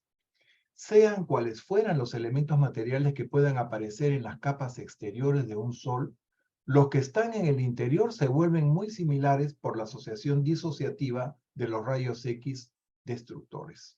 Los rayos X son grandes niveladores de la existencia atómica. La temperatura de la superficie de vuestro Sol es casi 3.300 grados centígrados, pero aumenta rápidamente al penetrar en el interior hasta llegar a una elevación increíble de alrededor de 19.400.000 grados centígrados en las regiones centrales. Todas estas temperaturas se refieren a vuestra escala Celsius, o sea, centígrado, no son Fahrenheit. Todos estos fenómenos son indicativos de un enorme gasto de energía y las fuentes de energía solar enumeradas en orden de importancia son: 1. Aniquilación de los átomos y eventualmente de los electrones. 2. Transmutación de los elementos, incluyendo al grupo radioactivo de energías así liberadas. 3. Acumulación y transmisión de ciertas energías espaciales universales. 4. Materia espacial y meteoros que incesantemente se precipitan en los soles ardientes. 5. La contracción solar. El enfriamiento y contracción consecuente de un sol produce energía y calor a veces mayores que los que son proporcionados por la materia espacial. 6. La acción de la gravedad a altas temperaturas transporta cierto poder en circuito en energías radiantes. 7. la luz y otra materia recapturadas que son atraídas de vuelta al Sol después de haberlo dejado, juntamente con otras energías que tienen origen extrasolar. Existe un manto regulador de gases calientes, a veces con millones de grados de temperatura, que envuelve los soles y que actúa para estabilizar la pérdida de calor y prevenir de otra manera las fluctuaciones peligrosas de la disipación de calor. Durante la vida activa de un sol, la temperatura interior de 19.400.000 grados centígrados permanece aproximadamente la misma, sin relación alguna con la caída progresiva de la temperatura exterior. ¿Podríais tratar de visualizar 19.400.000 grados centígrados de calor en asociación con ciertas presiones de gravedad como el punto de ebullición electrónica? Bajo dicha presión y a esa temperatura, todos los átomos están degradados y desintegrados en sus componentes electrónicos y otros componentes ancestrales. Aún los electrones y otras asociaciones de ultimatones pueden desintegrarse, pero los soles no son capaces de degradar los ultimatones. Esas temperaturas solares operan para acelerar enormemente los ultimatones y los electrones, por lo menos aquellos que continúan existiendo bajo estas condiciones. Os apercibiréis de lo que significa la temperatura elevada en el sentido de la aceleración de las actividades ultimatónicas y electrónicas cuando consideréis que una gota de agua común contiene más de 1.000 trillones, 10 a la 21, de átomos. Esto equivale a la energía de más de 100 caballos de vapor ejercida continuamente durante 2 años. El calor total emitido ahora por el Sol del sistema solar cada segundo es suficiente para hervir todo el agua de todos los océanos de Urantia en tan solo 1 segundo de tiempo. Solo los soles que funcionan en los canales directos de las corrientes principales de la energía universal pueden brillar por siempre. Dichos hornos solares arden indefinidamente, siendo capaces de reponer sus pérdidas materiales, tomando energía de la fuerza espacial y de otras energías análogas circulantes. Pero las estrellas muy alejadas de estos canales principales de carga están destinadas a sufrir un agotamiento de energía, enfriarse gradualmente y finalmente apagarse. Estos soles muertos o moribundos pueden ser rejuvenecidos por el impacto de un choque o pueden recargarse por ciertas islas de energía del espacio no luminosas o apropiándose por medio de la gravedad de soles o sistemas cercanos más pequeños. La mayoría de los soles muertos serán revivificados mediante estas u otras técnicas evolucionarias. Los que finalmente no se recarguen están destinados a sufrir la desintegración por explosión de la masa, cuando la condensación gravitatoria llegue al nivel crítico de la condensación ultimatónica de la presión energética. Dichos soles que desaparecen se convierten de este modo en energía de la forma más rara, admirablemente adaptada a energizar a otros soles más favorablemente ubicados. ¿Qué nos quieren decir con todo esto? Bien, vamos a tratar de explicarlo. Estas fuentes de energía solar enumeran fuentes de energía solar en orden de importancia. O sea, ¿de dónde obtiene el Sol la gran cantidad de energía que irradia? La primera fuente de energía es la fisión atómica, la fisión nuclear. O sea, nos dicen destrucción de átomos y eventualmente electrones. Eso es como la bomba de hidrógeno, ¿no? Se rompe el hidrógeno para formar helio. O es al revés. Bien. Después les digo. La otra forma como el Sol acumula energía, nos dicen, es por transmutación de los elementos químicos. O sea, transmutación significa que un elemento se convierte en otro y en otro y en otro hasta que terminan todos en plomo. Incluyendo el grupo radioactivo, o sea, las llamadas tierras raras, desde el uranio y en adelante. También por acumulación y transmisión de ciertas energías espaciales del espacio. No nos dicen cuáles, pero los soles son capaces de captar, ¿no? Y acumular energías que están en el espacio. También captan meteoros o materia espacial que están precipitándose permanentemente en el Sol. Todo eso lo recarga de energía. Y nos hablan de un fenómeno de contracción solar. O sea que cuando el Sol se contrae, también genera una energía y calor que inclusive es mayor que la que producen estos meteoros cuando chocan con el Sol. Bien. Otra fuente de la energía solar es la acción de la gravedad a altas temperaturas y que transforma cierto poder dentro de los circuitos de energías radiactivas. Y por último, luz y materia recapturada por gravedad, por atracción solar, así como otras energías ajenas al Sol. Nos revelan también que los soles están recubiertos de un manto, ¿no? Que es un manto muy caliente que actúa como regulador de los gases, ¿no? Para estabilizar la pérdida de calor y prevenir fluctuaciones bruscas, fluctuaciones peligrosas con mucha disipación de calor. Que la temperatura interior de 19 millones de grados con 400.000 Celsius no varía aunque el Sol se vaya enfriando por fuera. Esa temperatura se mantiene más o menos constante. Bien. Esa temperatura del centro del Sol de 19.400.000 grados es tan alta que puede considerarse como la temperatura de ebullición de los átomos. O sea, no puede haber un átomo entero a esa temperatura. Todos los átomos se destruyen y se homogenizan en ese núcleo incandescente central del Sol, ¿no? Inclusive se destruyen los electrones, pero no se destruyen los ultimatones. Como les decía, esa partícula elemental subatómica es indestructible.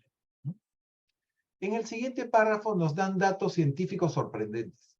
Nos dicen que una gota de agua tiene más de 3.000 trillones, tiene más de 1.000 trillones de átomos, y que la energía del Sol es capaz de hervir todos los océanos del planeta en solo un segundo. Así de intensa es la energía que recibimos del Sol. Además, nos hablan de unos canales de energía que están en el espacio, o sea, el espacio está lleno de circuitos, ¿no? Entre los cuales están estos circuitos de energía. Y si un Sol está conectado a uno de esos circuitos, no se apaga nunca. Siempre está alimentado por ese circuito de energía. Pero los que no están al lado de uno de estos circuitos, comienzan a enfriarse y apagarse inexorablemente. Aunque nos dicen que la mayoría de los soles que se apagan vuelven a brillar por varias técnicas evolucionarias, ¿no? Y nos mencionan que puede ser por el impacto con otros astros, ¿no? O bien porque atraen soles o planetas de sistemas más pequeños, ¿no? Que estén cerca, ¿no? O también cuando pueden recargarse, ¿no? Por estas islas oscuras de energía. Y rara vez dice, hay otras formas, nos hablan de otras formas raras de energía originadas por la explosión de otros soles. Y eso queda ahí en el misterio, porque no nos dicen más, no nos cuentan más, no nos revelan más. Seguramente son cosas que la ciencia va a descubrir en un futuro y por eso no lo revelan. Gracias. No sé si ha quedado alguna duda. He tratado de resaltar lo más importante porque hay una gran cantidad de información y presentada de una forma más o menos no muy clara. Creo que en la última traducción está mejor. Bien, pues entonces continúe, Jaime, con el siguiente numeral, por favor. Ok. Entonces el siguiente es octavo, las reacciones de la energía solar. Yo quiero invitarlos, si bien es cierto que esto no está aquí, a que ustedes miren. Ahorita hay una cosa que se llama la energía Schumann, lo que está pasando casualmente con las radiaciones del Sol en este momento. Únicamente como una inquietud que les dejo. Entonces dice, en aquellos soles que están dentro del circuito de los canales de energía espacial, se liberan energía solar mediante varias cadenas complejas de reacción nuclear, la más común de las cuales es la reacción hidrógeno-carbono-helio. En esta metamorfosis, el carbono actúa como catalizador de la energía, puesto que no sufre cambio alguno en este proceso de conversión de hidrógeno en helio. Bajo ciertas condiciones de alta temperatura, el hidrógeno penetra los núcleos del carbono, puesto que el carbono no puede contener más de 4 de estos protones. Cuando se llega a este estado de saturación, comienza a emitir protones tan rápidamente como van llegando los nuevos. En esta reacción, las partículas del hidrógeno entran y salen de los átomos de helio. La reducción del contenido de hidrógeno aumenta la luminosidad de un sol. En los soles destinados a apagarse, la cúspide de luminosidad se alcanza en el punto de agotamiento del hidrógeno. Después de este punto, el brillo se mantiene por el proceso resultante de contracción gravitatoria. A la larga, esa estrella se volverá así la llamada estrella enana blanca, una esfera altamente condensada. En grandes soles y pequeñas nebulosas circulares, cuando se agota el hidrógeno y sobreviene la contracción gravitatoria, si dicho cuerpo no es suficientemente opaco como para retener la presión interna de apoyo para las regiones gaseosas exteriores, se produce un colapso repentino. Los cambios de gravedad eléctrica dan origen a vastas cantidades de pequeñas partículas sin potencial eléctrico, y tales partículas rápidamente escapan del interior solar, desencadenando así la destrucción de un sol gigantesco en unos pocos días. Fue una migración de estas partículas fugitivas la que ocasionó la desintegración de una nova gigantesca en la nebulosa de Andrómeda hace unos 50 años. Este vasto cuerpo estelar se desintegró en 40 minutos del tiempo durante. Como norma, la vasta expulsión de materia continúa existiendo alrededor del Sol residual en enfriamiento en forma de extensas nubes de gases nebulares. Y esto explica el origen de muchos tipos de nebulosas irregulares, como la nebulosa de Cáncer, que se originó hace aproximadamente 900 años. Y aún exhibe la esfera matriz como una estrella solitaria cerca del centro de esta masa nebular irregular. Comentarios.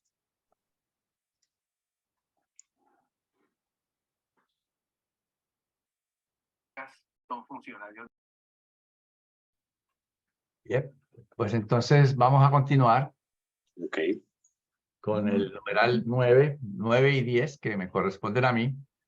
Vamos a seguir entonces. 9. La estabilidad de los soles. Los soles más grandes mantienen un control de la gravedad tal sobre sus electrones que la luz escapa solamente con la ayuda de los poderosos rayos X. Estos rayos ayudantes penetran todo el espacio y se involucran en el mantenimiento de las asociaciones básicas ultimatónicas de energía. Las grandes pérdidas de energía en los primeros días de un sol, después de alcanzar su máxima temperatura, hasta 19.400.000 grados centígrados, no se deben tanto al escape de luz como a las pérdidas de ultimatones. Estas energías ultimatónicas escapan hacia el espacio para participar en la aventura de la asociación electrónica y la materialización de la energía como una verdadera explosión de energía durante las épocas adolescentes de los soles. Los átomos y los electrones están sujetos a la gravedad. Los ultimatones no están sujetos a la gravedad local, la interacción de la atracción material, pero son plenamente obedientes a la gravedad absoluta o la del paraíso, a la tendencia, el giro del círculo universal y eterno del universo de los universos. La energía ultimatónica no obedece a la atracción lineal o directa de la gravedad de las masas materiales cercanas o remotas, sino que siempre gira de acuerdo con el circuito de la gran elipse de la enorme creación.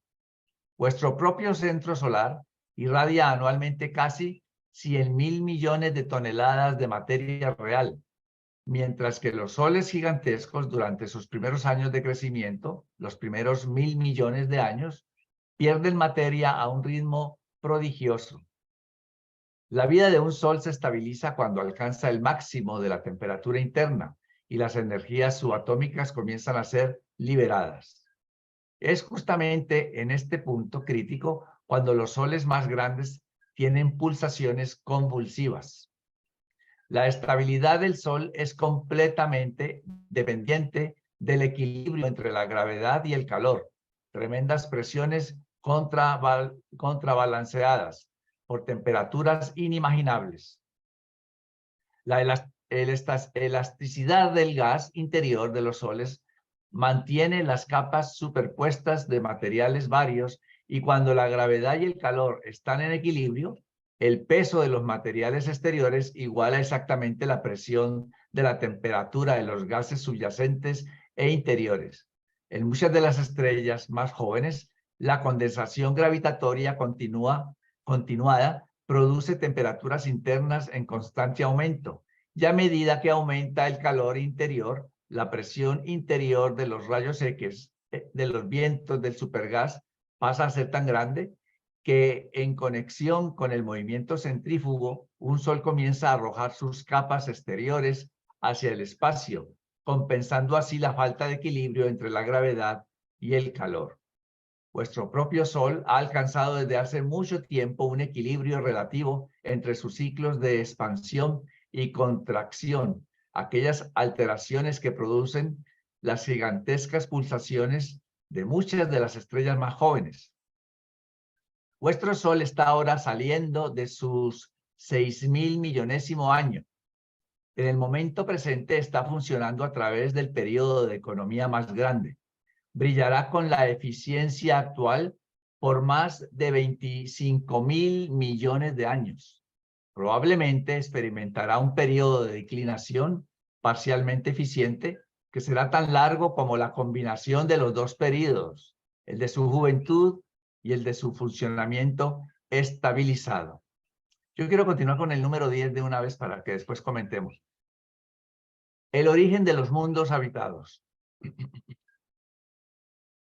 Algunas de las estrellas variables en el estado de máxima pulsación o cerca del mismo están a punto de dar origen a sistemas subsidiarios, muchos de los cuales serán finalmente como vuestro propio Sol y sus planetas giratorios. Vuestro Sol estaba en igual estado de pulsación vigorosa cuando se acercó el masivo sistema de Angona y la superficie exterior del Sol comenzó a expeler verdaderas corrientes, capas continuas de materia. Esto prosiguió con una violencia constantemente en aumento hasta la aposición más cercana, momento en el cual se alcanzaron los límites de la cohesión solar y un vasto pináculo de materia, el ancestro del sistema solar, fue expulsado. En circunstancias similares, la aproximación más cercana del cuerpo de atracción a veces despega planetas enteros, hasta un cuarto o un tercio de un sol. Estas grandes efusiones forman ciertos tipos peculiares de mundos con nubes, esferas, muy parecidas a Júpiter y Saturno. La mayoría de los sistemas solares, sin embargo, tuvieron un origen completamente diferente al vuestro. Y esto se aplica también a aquellos que fueron producidos por la técnica de la gravedad mareomotriz. Pero cualquiera que sea la técnica que se aplique para la construcción de mundos, la gravedad siempre produce la creación del tipo del sistema solar, o sea, un sol central o isla oscura con planetas, satélites, subsatélites y meteoros. Las modalidades de origen, la situación astronómica y el medio ambiente físico determinan en mayor grado los aspectos físicos de los mundos individuales. La edad, el tamaño, la velocidad de las revoluciones y la velocidad a través del espacio son también factores determinantes. Tanto los mundos de contracción gaseosa como los de acrecentamiento sólido están caracterizados por montañas y durante su vida primitiva, si no son demasiado pequeños, por agua y aire. Los mundos que se originan de las divisiones de cuerpos celestes en estado de derritamiento y los mundos que resultan de choques carecen a veces de extensas cadenas montañosas. Durante las primeras épocas de todos estos nuevos mundos son frecuentes los terremotos y todos ellos se caracterizan por grandes alteraciones físicas. Esto ocurre especialmente en las esferas formadas por contracción de gases, los mundos nacidos de los inmensos anillos nebulares que quedan como secuela de la condensación y contracción prematuras de ciertos soles individuales. Los planetas que tienen un doble origen como Urantia pasan por una carrera juvenil y menos violenta y tempestuosa. Aún así, vuestro mundo experimentó una fase primitiva de poderosos cataclismos caracterizados por erupciones volcánicas, terremotos, inundaciones y terribles tormentas. Urantia está comparativamente aislada en las afueras de Satania. Vuestro sistema solar, con una excepción, es el más alejado de Jerusalén. Así que somos los que más lejos estamos de Jerusalén, a excepción de otro que está un poquito más lejos. Mientras que Satania, al mismo tiempo, está junto al sistema más alejado de la constelación de Nor-Lathiadec. O sea que nuestro sistema es el más alejado en la constelación de Nor-Lathiadec. Y al mismo tiempo, Urantia es el planeta más alejado en el sistema de Satania. Y esta constelación, la de Nor-Lathiadec, está atravesando ahora el límite exterior de Nevadón. Así que también parece ser que esta constelación nuestra está al exterior de nuestro universo local. Os contabais verdaderamente entre los más humildes de todas las creaciones, porque según lo que nos dice aquí es como si estuviéramos botados por allá en lo más lejos.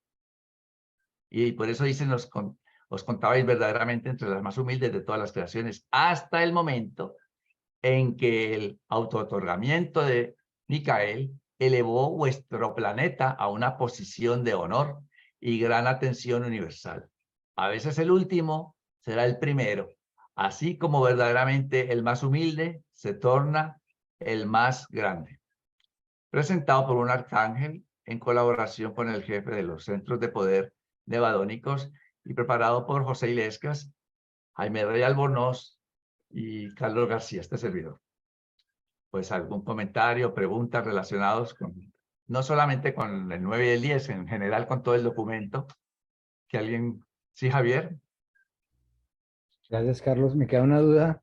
En este numeral que leyó, decía que Urantia tiene, que es un planeta de origen doble. Ajá. No entendí Bueno, esa parte. lo que yo entiendo, y ya alguien dirá si sí o si no, origen doble porque tiene el primer origen es que salió de los chorros, digámoslo así, que se desprendieron del Sol, y que esa es una parte de lo que ayudó a formar el planeta. Y ese es uno de los orígenes. Y el segundo es de la cantidad de asteroides que han caído sobre el planeta y que han ayudado a aumentar su masa, su volumen. Entiendo yo que esos son, por eso habla de que es doble, ¿verdad? Si alguien tiene otra aclaración. Si Pablo, siga, por favor, Pablo. Sí, confirmo lo que tú acabas de decir, Carlos, gracias. En efecto, ese es el origen doble, tanto porque viene como por el Sol, por la materia generada en el Sol, como por la captación de todos esos meteoritos y todos esos cuerpos espaciales. Correcto. Quería comentar algo para que no parezca, sobre todo, que los reveladores cometieron un error. Resulta y pasa que en el sistema de medición de energía actual, en la forma en como nosotros medimos ahora, que son las unidades del sistema internacional, es bastante inusual hablar de la libra, o pound en inglés. Pero en ese momento en Estados Unidos se hablaba mucho de la libra y todavía se usa, todavía hay quienes la usan como una medida para la energía. Entonces era mucho, recordemos que el libro Urantia fue dictado a principios del siglo pasado. Entonces era mucho más fácil en ese momento hacer la referencia a la libra, ¿verdad? Que por ejemplo decir era igual a 453 por 918 ceros ergios, por decir algo, o llevarlos a joules. Era más práctico y más usual en la época decir una libra. Era esa aclaratoria que quería hacer, porque no fue que los reveladores se equivocaron, sino que era lo usual en la época. Gracias, Pablo. Sí, importante esa información. Siempre debemos ubicarnos o pensar que el libro Urantia fue escrito, pues ya va a cumplir este año justamente 68 años de su publicación, pero ya estaba escrito unos cuantos años antes y que se empezó a trabajar. Hace 100 años, en 1923, ya estaba, ese proceso ya había iniciado. Así que entonces, eso es importante, ubicar esa situación de contexto. Sí, perdón, así como por ejemplo a veces dicen caballos, y también se refiere a energía o a fuerza, ¿sí ves? Ah, O puede ser en watts, o hay muchas formas de conversión de todas esas unidades. correcto, sí. Gracias, Pablo. ¿Alguien más que desee comentar? Carlitos, yo quisiera añadir algo antes Sí. de terminar. Es que muy posiblemente, me he dicho muy posiblemente no, esta noche no se va a subir la sesión. Razón, normalmente el que la subo soy yo y entonces no tengo internet. Entonces, mis backups llegarán oportunamente, pero si mañana no me han arreglado el problema, entonces hablamos con Javier Martínez, que es el que tiene todas las claves para subirlas, para que nos colabore con eso. Entonces, un poquito de paciencia, porque esa va a ser la razón de la demora. ¿Ok? Ok, gracias, Jaime. Así que ya saben, se pueden acostar tempranito, no se queden esperándola. Pues yo quiero agradecerle especialmente a José porque ayudó en este documento. Gracias, José, por su participación. Igualmente a Jaime, que nos colaboró en la lectura de este documento que tiene mucha información científica y que yo estoy seguro que con el paso de los años se va a ir confirmando en la ciencia y entonces eso es lo que va a validar la verdad, realmente el libro de Urantia para aquellos escépticos que todavía pues ya no para nosotros, porque nosotros ya sabemos de qué se trata, pero para la ciencia y para el mundo. Por eso yo pienso que por eso están esos temas científicos en el libro. No es solamente espiritual, tiene de todo. Un comentario breve. Hace poco con un sobrino, él me estaba viendo leer el libro y me preguntó qué era ese libro. Y yo le dije, pues es un libro, ¿y de qué tiene? ¿De qué trata? Le dije yo, mire, esto tiene religión, filosofía, astronomía, ciencia, biología. Y él cada vez que yo decía una iba abriendo más los ojos, porque dice, yo nunca he conocido un libro que hable de todo, que esté todo en un solo libro. Y le dije yo, pues mire, el libro de Urantia, pero hasta ahí duró, pero ya por lo menos sabe que es un libro que toca de todos los temas. Muy interesante. Bien, entonces, pues Jaime, por favor, despídanos. Pablo tenía una inquietud. Sí, Hay dos Pablo, manos levantadas. y Pablo y Wilson, Wilson. y Wilson, correcto, sí, sí. Sí, yo Se solo quería, quedan- como aprovechando que hay unos minutos, comentar que estoy de acuerdo con la apreciación que hizo Pepe con respecto a que lo que el libro llama las islas oscuras del espacio, yo también las asocio con los agujeros negros, Sí, tal cual. sí, correcto. Literalmente, una forma de nuestra ciencia en ese momento, pues no tenía esos nombres como tal, y bueno, los reveladores usaron lo de la isla oscura de gravedad. Ahora, hay algo interesante. Nos dice, muchas veces nos preguntamos, ¿dónde están los mundos de estancia? ¿No? ¿Dónde está la capital del sistema? Pero nos dan una tremenda pista. Nos dicen que en el centro de nuestro sistema local está casualmente una isla oscura de gravedad. Entonces, hoy en día nuestra astronomía está lo suficientemente avanzada como para poder detectar dónde hay un agujero negro, el más cercano que tengamos. Entonces, hacia donde esté ese agujero negro más cercano, seguramente está el centro de nuestro sistema.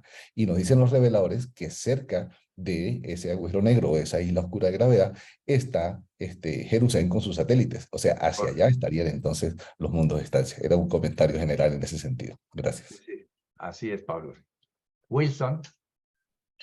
Buenas noches. Nada. Quería hacer un boletín informativo.